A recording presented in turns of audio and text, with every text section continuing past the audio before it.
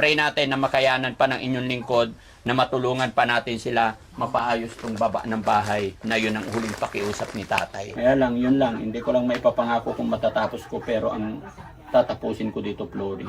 Pwede naman in the following day. Kaya ako'y nagpaalam kay tatay na once na dinala ko yung karpintero ko dito, na maiiba yung pwesto po ng main entrance at saka exit door. Saturday or Sunday, babalik ang team dito. Kasama ko si Foreman. Papakita ko to kung paano i-flooring to. Kasi mga kababayan, yung request po ni Ate Laika at saka si tatay, kahit flooring lang daw. So nakausap ko naman na po si Foreman, may tinatapos lang doon sa bahay yung gate namin. But I think this coming Saturday or Sunday, kasi may blessing pa sa bahay ni Kuya Oliver. After ng blessing, saka ako dadalhin dito si Foreman para mapa-estimate ko kung paano ang gagawin ng inyong lingkod, mga kababayan. Para hindi na po nahihirapan, kasi pag tag-ulan na talaga, nagiging putik din sa loob ng bahay. Siyempre, ulan. Kaya nahihirapan din sila. Isa rin po yon sa nagiging cause na nagiging sakitin yung mga apo, yung mga anak nila, sipunin. Dahil pag maputik, nalalamigan din yung mga bata. Ganon din naman sa taga-araw. Pag summer season naman is maalikabok naman. So yung pakiusap ni tatay, mga kababayan, na mapluringan kahit manipis lang daw. So papacheck ko po sa aking Foreman kung magkano yung magiging budget, kung kakayanin pa, at loobin sana ng Panginoong Diyos na makayanan pa natin. At yun, ako'y maglalambing sa inyong lahat, mga kababayan. Patuloy niyo po sana kami suportahan at i-share ang mga videos na ito. Sa pamamagitan po ng pag-share ninyo ng ating mga videos, hindi nyo pag-escape ng ads, ay doon po tayo kukuha ng mga itutulong natin sa kanila. Unang-una, thank you kay God, kasi after ng check-up ni tatay, nakabili na naman tayo ng mga gamot nila. Thank you Although, po. nung pag-alis nila doon sa Makati, nakabili na rin po sila at sila na rin ang bumili, binawas na rin doon sa pera na natanggap nila. I think magkano yung natanggap na karaan? 43,000 Yun, po. 43,000. Pero kahapon ba yun punta ako dito na may nagpadala pa sino yun?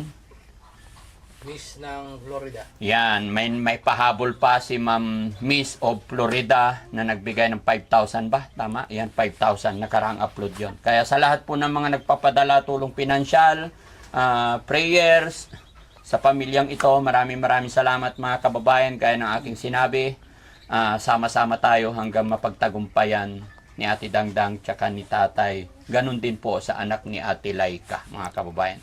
Kaya pakishare ang video ito para yun, gaya na aking sinabi, pamamagitan ng pag-share ninyo ay doon kami kumukuha ng pagtulong natin. Hindi lang sa pamilyang ito, lahat po ng beneficiary natin. Kaya tayo, maraming salamat.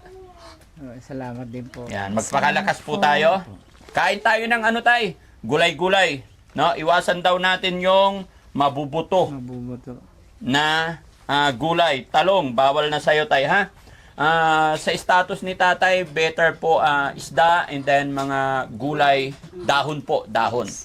Talbos ng kamuti, talbos ng sitaw, yan. Dahon ng malunggay. Dahon ng malunggay, dahon ng bayabas, pwede yon, pansabaw, no? Pakuluan lang, lagyan na ng luya, mga kababayan, para stay healthy po tayo, mga kababayan, no? So ayun, hanggang doon lang, mga kababayan, at pag-pray natin na makayanan pa ng inyong lingkod, na matulungan pa natin sila mapaayos tong baba ng bahay na yun ang huling pakiusap ni tatay. So maraming salamat po, mabuhay po tayong lahat, mga kababayan. Sa ating mga kababayan OFW, yan, kumusta po kayo at mag-ingat po parati. Sa ating mga butihing sponsor na walang sawa sumusuporta sa Team Daddy Frankie, maraming salamat. Sa ating mga viewers, saan man po kayo naroroon, Luzon, Visayas, Mindanao, maraming salamat po. Kulang po ang salitang pasasalamat sa mga blessing na ipinagkakalob sinishare ninyo sa ating mga beneficiary. Mami Rochelle? Yan po. Muli po, mga kababayan, mga kabarangay, maraming salamat po sa mga nagbigay kay Ate Dangdang, kay Tate Rodolph, at kay Ate Linden, yun po, kay Ma'am Inday Okray TV. Yan, sa mga binigay niyo po, sa mga supporter po ni Ma'am Inday Okray TV. Maraming salamat po talaga sa walang sawang pagmamahal niyo po sa pamilyang ito. Labas. Labas. Tagusan. Diba? Kaya ipapaulit ko yung entrance nito. I think hindi yan mapabago. Pero yung entrance nito at saka yun, mapabago. Para mayroong Pangasinan naman kayo dito, di ba? Walay unggeer, Wanda. Hindi po namin naintindihan. Yung unggeer, Masaib. alam mo yung ano? Ha? Masaib. Alam mo yung pag nagmimina tayo, kukuha sila ng isang drum, tapos iuwi dito. May lalatak. May sasala. May masasala. Tagos. The same time, ang nagsasuffer yung katawan natin. Mga pungsoy. Wala namang second floor, kaya lang, yun lang. Hindi ko lang maipapangako kung matatapos ko, pero ang tatapusin ko dito flooring. Pwede naman in the following day. Pero sige, tatry natin na maiayos. So yun, mga kababayan, no? Ito na po, sige. Dito na po tayo. Sa pakikiusap nga po ni Tatay Rodolph na kung pwede daw maploringan yung kanyang bahay. Kaya babalik po ako. Titignan natin at aayusin natin. Dahil yung pintuan sa gate nila, main ng bahay hanggang sa exit door, magkakatapat po. Kaya ako'y nagpaalam kay tatay na once na dinala ko yung karpintero ko dito, na maiiba yung pwesto po ng main entrance at saka exit door. Wala naman pong mawawala kung susunod tayo sa kasabihan ng ating mga ninuno, no? Para magkaroon ng mas i-bless pa tayo, magkaroon ng blessing, no? At maalwal sa ating pangangatawan, no? Tapos mga kababayan, yung pamana ng aking lolo, na kasi yung lolo ko manggagamot po yun, manghihilot. Kaya pag natapos na yung bahay, papaliguan ko po kayong lahat, no? May gagawin tayong tapos bibili tayong banga.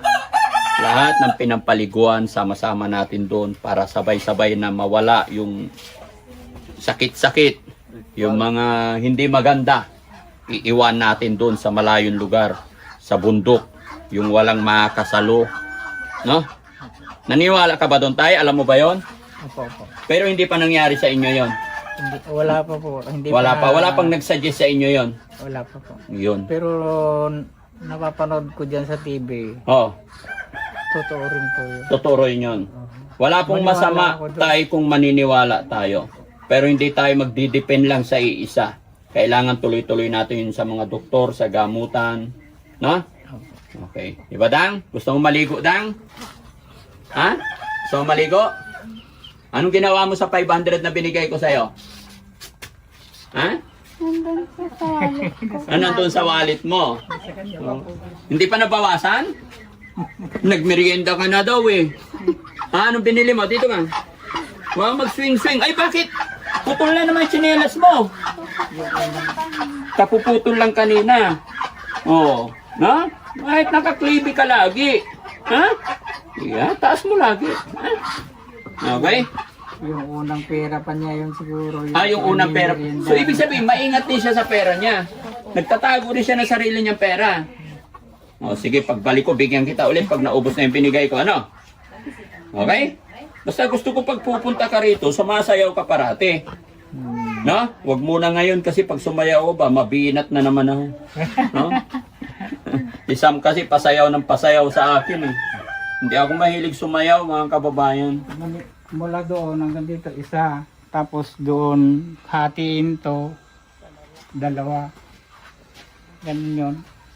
Ano ko. Sige, bahala na. Mga, naku, Nida style na naman to tay eh. Magiging Nida to eh. Ganito yung kay Ate Nida. Kahit hindi matapos. Basta importante, maploringan. Ay, wag mong hanginan han. Punas lang.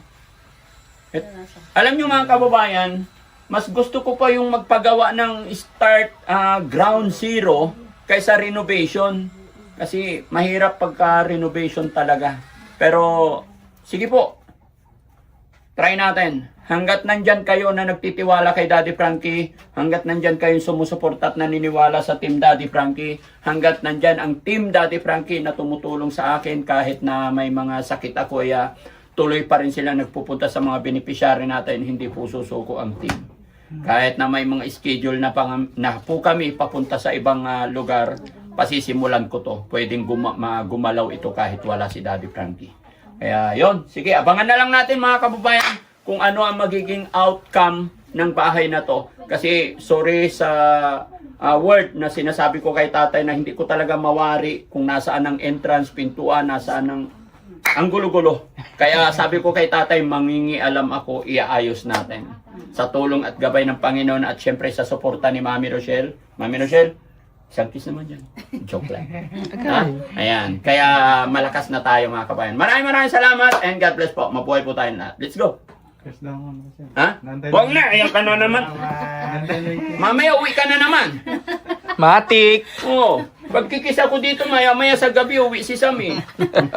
Uwi sa asawa niya agad. Wag na. Ba, maya mainggit si Damdam. Dam? No.